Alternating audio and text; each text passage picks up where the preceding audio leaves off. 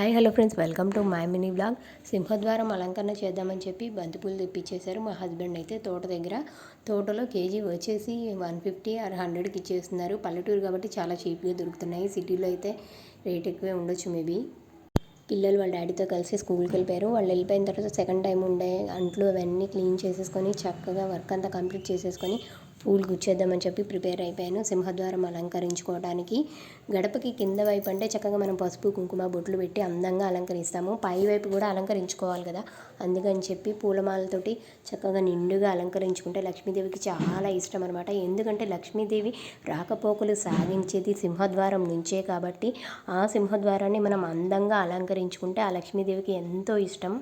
ఎంతైనా న్యాచురల్ పువ్వులు కలర్ఫుల్గా ఉన్నాయి కదా, చూసారా ఎంత బాగున్నాయో. అంతకుముందు రెడీమేడ్ ఫ్లవర్స్ తెచ్చి పెట్టాం కానీ అవి మొత్తం కలర్ పోయి చూసారా లైట్ కలర్లో కనపడుతున్నాయి.